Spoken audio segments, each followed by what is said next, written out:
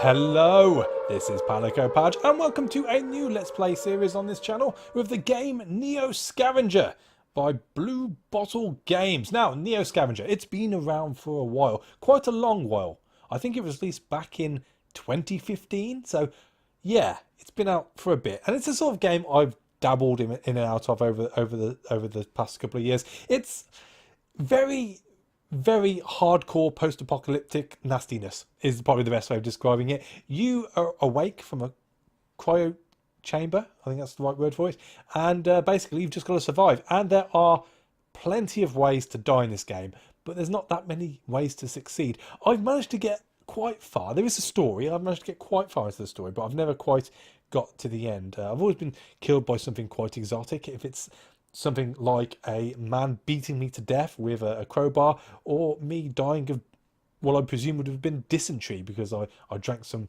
nasty water which I didn't clean beforehand, or boil, should I say. So yeah, it's a very hardcore post-apocalyptic sort of survival game, I suppose you can class it as. Now, I'm going to be straight with you guys from the off. This isn't the most visceral game to be a spectator of. It's not the most sort of all singing, all dancing, lots of flashy colours on the screen sort of game. It's kind of more story driven and, you know, thinking about being in that perspective. So I'm not quite sure how it's going to come across on the channel, but it is a game I enjoy. It's a game which from the off of starting this channel last year that I wanted to do at some point. And because I'm in a sort of a transitional period between my old computer and my new computer, or at least the new bits going into my computer, it's something which I know I can jump into. We can have a few episodes out of, have a bit of a giggle. I'll probably end up dying really stupidly, and then we can move on once my new bits are in. So it's really just a sort of a bit of a filler game, if anything. Because as I said, I'm not sure how this is going to come across, but I have been told I have very dulcet tones, and some of you guys fall asleep to some of my videos. I don't know whether to take that as an insult or not, because I'm here to entertain and you guys have fallen asleep to me. But let's not you know, stick our fingers too deeply into that wound, because that could get nasty. Let's crack on. Let's crack on. New game.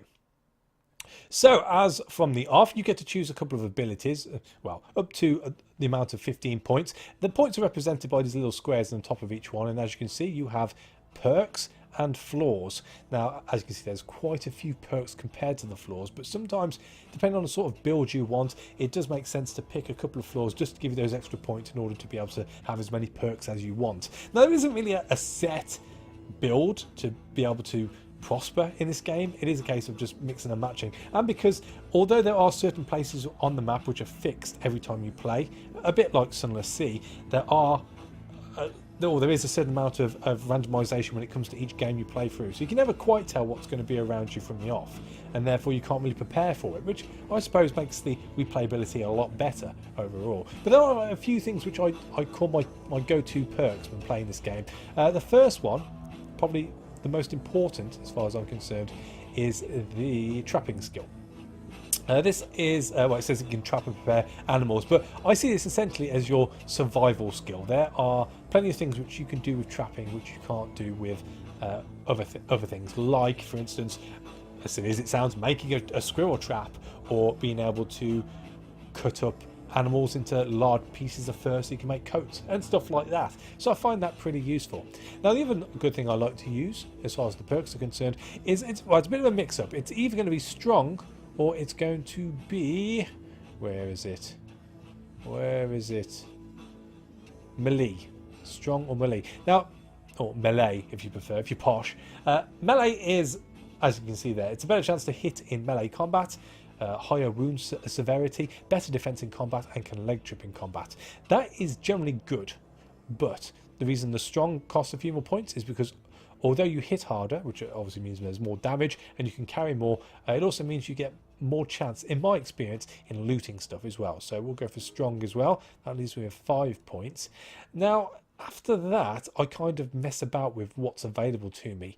One which I've found quite useful on the past couple of playthroughs, because of how my luck goes in most games, if you've been watching the channel for a while, is I don't get any. No look at all. So I'd like to go with botany, because you can have or you can pick berries and you can identify berries which are poisonous, which are not, and therefore that's a good way of finding food and water. So I think we'll go for botany as well, and that leaves me 1 point. And this is really where it gets to the point where, do I pick a minor perk like say tracking or electrician, or do I decide to take a floor just so I can get another perk? Now, as far as extra perks here, which I find good, the two which really stand out, which are accessible, would be tough or melee, possibly medic, but it does mean I have to take something which takes 3 perks, which means I'm going to have to take 2 floors. Not sure if I want to do that this time around. I basically would like to play until I die, but hoping I can get a few extra episodes out of this. So let's go with tracking, I suppose. It gives you an idea on who's been around the area before you, or if there is anything which is following you, and you can also cover up your own tracks, which again can be useful if you're being hunted by big dog men. By the way, there are big dog men in this game, so I think we'll take on that as well. And yeah, let's crack on. Now, as I said, this is the pretty sort of general layout here. You get pictures. There's quite a bit of reading, so there'll be a bit of reading in this. But this, yeah, not very many animations, if any at all. Maybe the odd background. So you have been warned. You have been warned. You wake up disorientated, slumped over the base of an empty cryosleep pod, still damp from cryofluid. The thick dust from the floor clings to your skin, leaving a clean spot on the ground where a large O5 is painted. Across the room there is an open door to the hallway and a broken window leading outside. Just as you gather your wits, an unearthly scream erupts from down the hall beyond the doorway. Something is coming fast. Aye! No, it's probably scarier than that. Rah! Something like that, I presume. Again, no sound effects. Don't know. So we can do 2 things here. We can use our botany skill, our knowledge of plants, to be able to escape this nasty thing, or we can use our strong, prepare to fight it, or we can leg it. We can jump out the window. For this playthrough, I think we shall go with strong and kick its ass, whatever it may be. You steel your nerves and decide to take this thing down, whatever it is. As you assume a defensive stance, it bursts into the room. The beast stands on its hind legs like a man, but has the appearance of a ragged, predatory dog. It looks right at you, shrieks and lunges. Aye! No, probably wrong again, but anyway. It connects with a force that jars you both, and the dogman eventually has to step back to keep its balance. Taking advantage of his distraction, you knock him to the ground and grab his throat. His claws tear into your flesh as you crush his windpipe with every ounce of strength you have. Moments later, he stops moving. You realise it cost you some nasty wounds, but at least you're alive. Boom! First kill. With the rush of adrenaline fading, you turn your attention back to the strange room. You should probably finish up here in case there are any more of those things. Tip top. What we got? So this is our inventory screen. This is activated by this up here.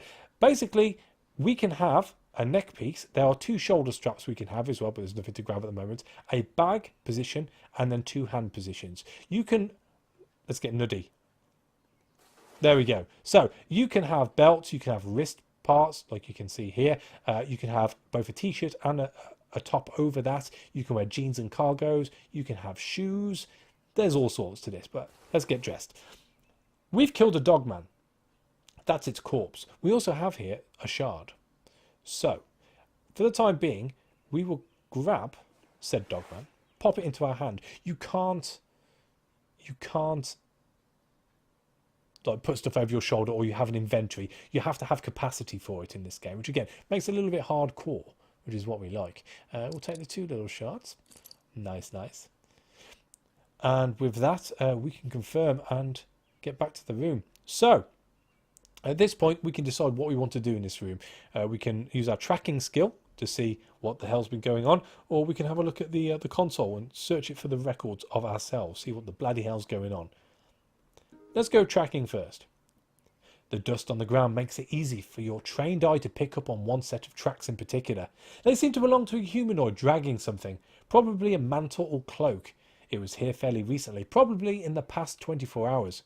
It entered through the doorway, walked to your stasis tank, went to the control console, and then left.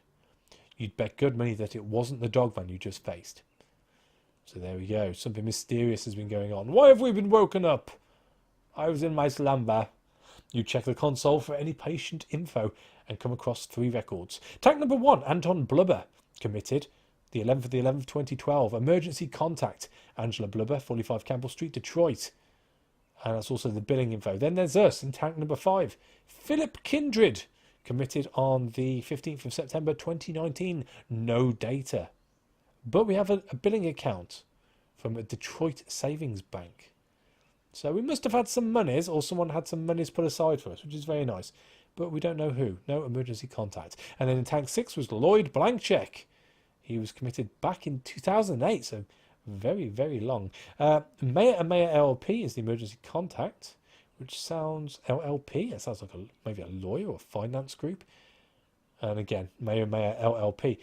Lloyd Blankcheck. But it's not Lloyd Mayer, so maybe he was a partner or something. I don't know.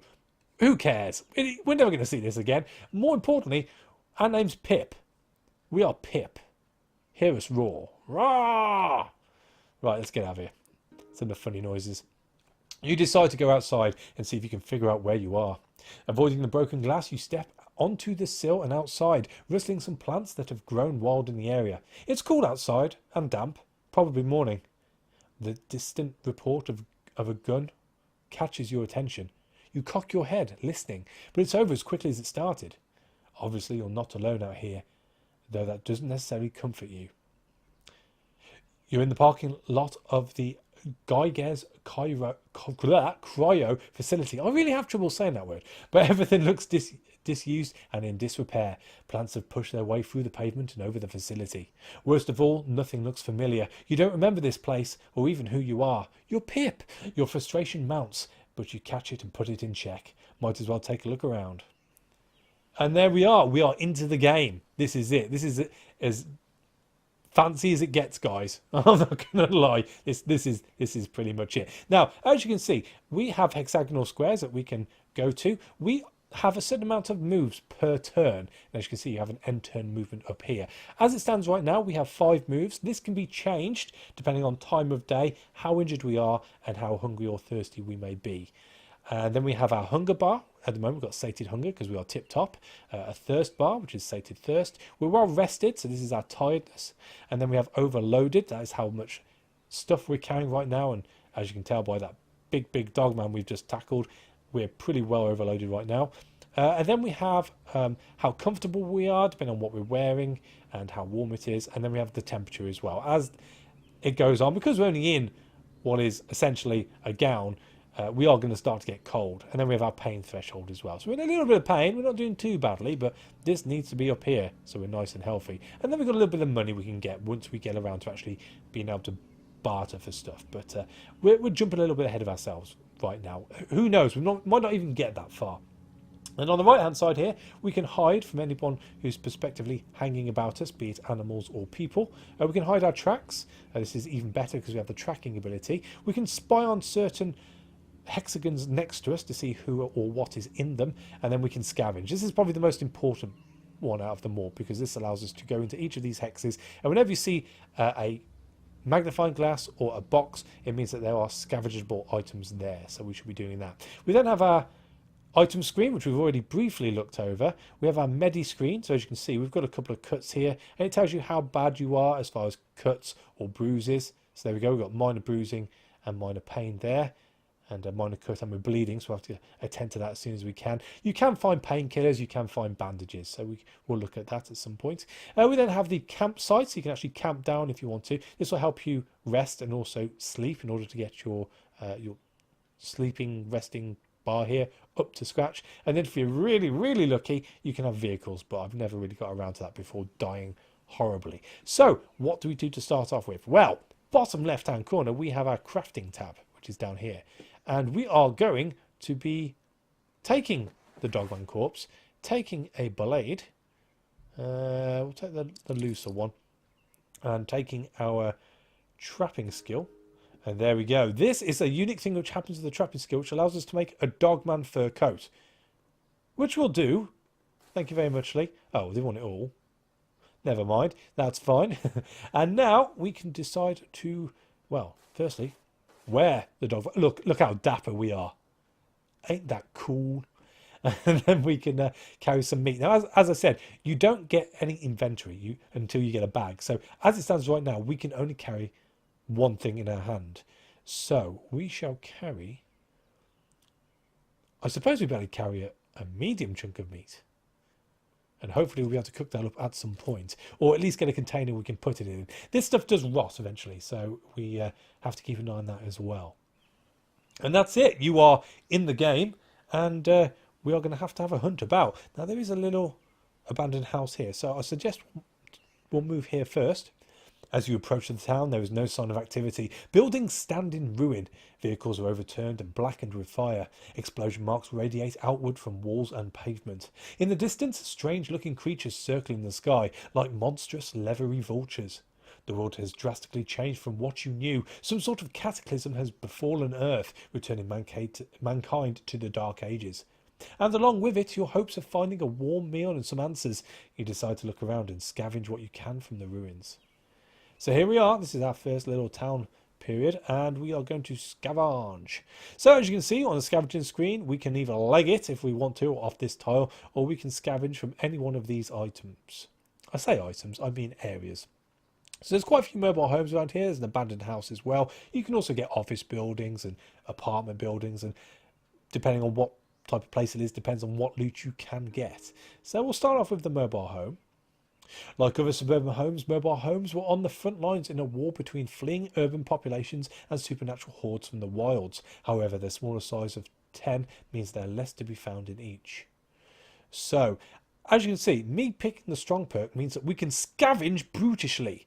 So at the moment, it means that if we were to scavenge without that, we haven't got a lot of chance of loot, although we're pretty safe and we're not making much noise. As soon as you start throwing stuff around, the loot goes up a little because you're looking a lot more sort of adamantly for stuff. Your safety takes a little bit of a kick, and obviously your sneak goes down because you're making lots of noise. This can in turn mean that you are going to get some animals or maybe people come your way, so you do have to be careful on what you want to do. There are certain items within the game you can collect which will give you even more chance of getting loot, like a lighter, which I'm really hoping we find soon, but again we'll come across that as we play along.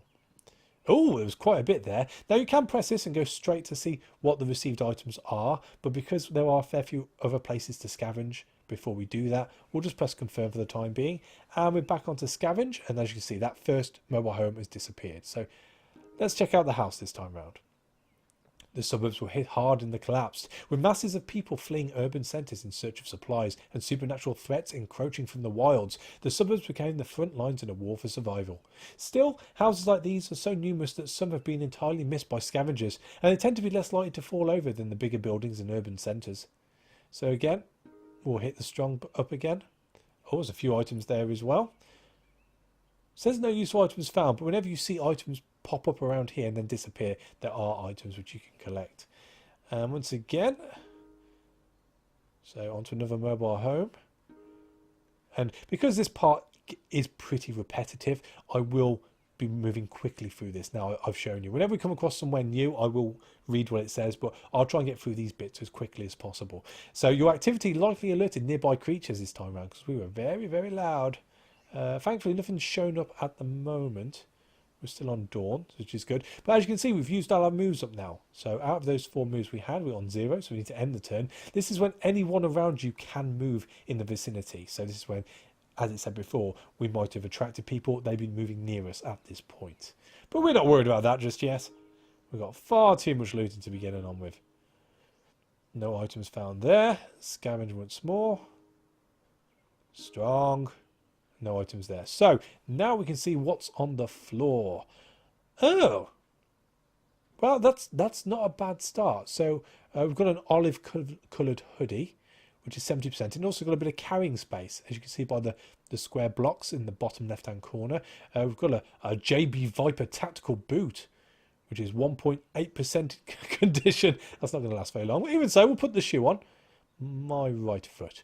I've also got a potato chip bag. Now this is pretty cool because, as you can see, it does actually allow you to hold stuff inside it. So let's drop the meat, and we'll take the bag up, And then we'll pop the meat into that. And then what we got here, scrap of paper. It reads weapon crowbar with strap. You need crowbar and medium thread. Well, we don't have a crowbar and we don't have any medium threads, so that's not too bad. Oh, hang on a sec. We also have a shopping bag. That's 100%, and it holds a bit more than the crisp bag. Let's pop that back for the time being. We'll take the shopping bag. Oh, we can put it on our back as well. Let's do that. Let's. Oh, that's dapper, isn't it? Wearing a shopping bag on the back. It's like the Primark of post-apocalyptic stuff, which is great. Patchwork hide tunic, 28.4%. What's our dogman fur coat? It's worth a bit more, isn't it? Actually, with that in mind, we should be able to, there we go, have 2 lots of containers. We can take quite a few bits now. No, we can't take the sleeping bag. We shall take the meat. We've got 2 shoes here. We've got the makeshift rag shoe, which is 5.7% condition.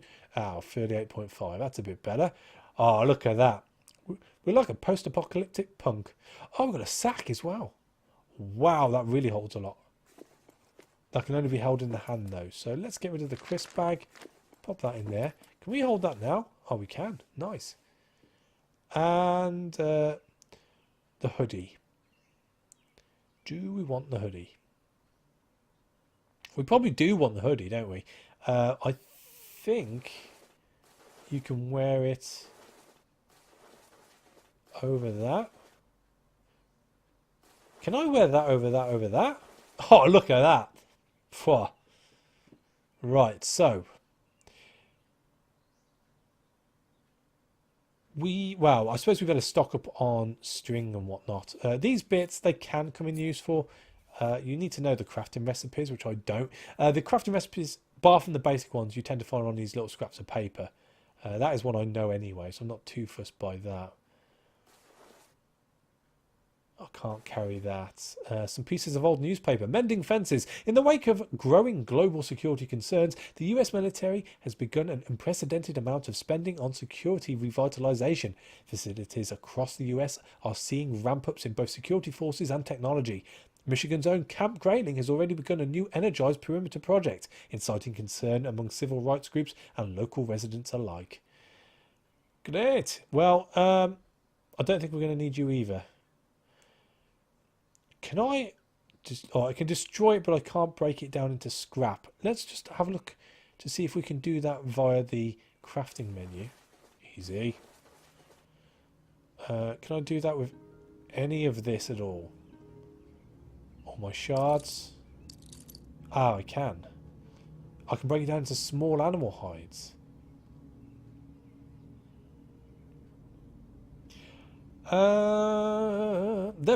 They're pretty... Well, I can't wear it. It's in bad condition anyway. I might as well break it down and take as much as I can. So let's see how that stacks up. We can take a few. Take a few. Do we want... We can pick up stones or pebbles anyway, so that's not much point. We'll take the shards. Are they in better condition than what I'm holding? They are. So pop those into there. We'll take those. It's a crude weapon, but even so. I wonder, actually, can I, if I was to take the shards and the animal hide... Ah, yes, I can make a shiv. Can I make it any better by popping any of these on? No, I'll just drag them over. That's a lot quick. Oh, don't do that to my sack. Stop it. No, I can't. But we do have a shiv. Condition of 5.3. Is that because I've put my worst ones in? 71.7. Yeah, it's probably as best as it's going to get. We'll take the shiv. Tip top. So now we have a shiv. Nice. And I think we're good. Got plenty of string. We'll take the potato chip bag for the time being, just in case, because you never know what you're going to run into. And I think we're good for this section. So, where to go next? Let's pop up on the hill. Ah. And we can see a fair few things around. Now, the other thing to take into consideration when playing this game is we have a 24-hour clock. So at the moment it's dawn. When it gets dark, you can't see anything around you, so you just have to leg it and hope for the best. The fact that we have a dark space here and we're right next to it on a hill would suspect to me that we are near a forest. So that's probably where we should be heading next. So I think we'll have to end the turn first. Oh, and now it's raining. Great. We're going to get wet. There we go. So players are unable to see well in these conditions, making activity difficult. But we are in a forest. So let's have a quick scavenge. And we're going to be looking in the forest with our botany skill and our strong skill. So there's a good chance of loot. This stretch of forest seems to almost flourish in the absence of human life. There's a good chance one could find food and raw materials in here if they knew what to look for. Just watch out for creatures that make this forest their home and hunting ground. Oh, there was a bit of stuff there. We have mushrooms, agaricus, bisporus, and they're edible. And we have a handful of edible berries, which are, well, red, which isn't too bad. I think this time around we will take those. We see we could take the water, but it's not sterilised and we've got nothing to carry it in right now. We need bottles. Usually there's an abundance of bottles, and I'm surprised we haven't run across any as of yet, but it's still young. It's still young. Let's drop the handful of string and pop the berries into that. And I think because our bags are in pretty decent condition, I'm not going to worry about the potato chip bag. We'll take the mushrooms instead. So, we're currently blind with improper footwear. Yes, okay. I think that's as good here. We could, if we use the forest, we can break it up into smaller bits. To which point, I think we could possibly make a spear. Let's go to crafting. So we take the large branch. If we take our... Those are decent shards.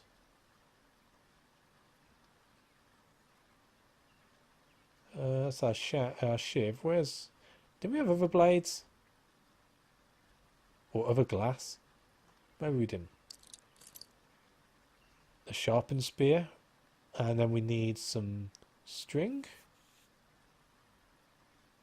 Oh, we're out of moves anyway. So that makes all this redundant. So let's end our turn. Oh, we've got blisters on our feet now. This is from not wearing the proper shoes or the proper footwear, which isn't good, but not a lot we can do about it. So if I pop that onto there with our trapping, or there, so we've got the weapon sharpened spear, 100%. That's with the glass. If we take that back, so a value of 2 for sharpened spear.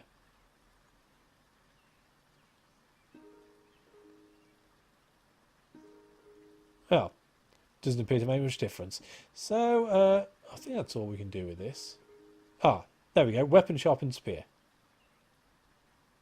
No, weapon sharpened spear. That's the same, isn't it? Am I just... It's the same. It's the bloody same.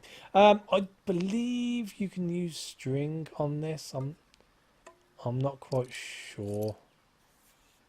Let's make some medium stuff. See if that helps at all. Oh. Blade or glass, should I say? Oi.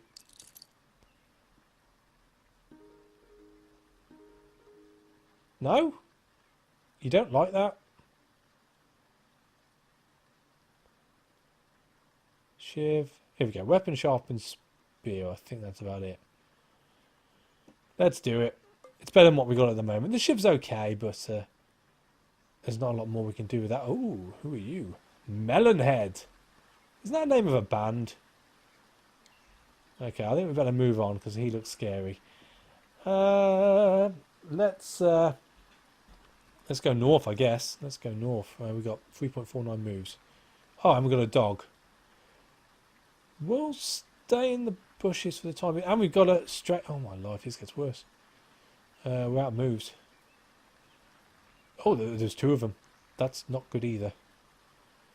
But we've managed to survive that, and we're into morning now rather than dawn. But I think we'll leave that here. We'll head north, see what's going on up north. I've got a feeling there is something interesting going on up there, which is why I want to head that way. And then, well, see what happens, I guess. So thank you for watching. As always, a like is appreciated, and I'll catch you on the next one. Take it easy.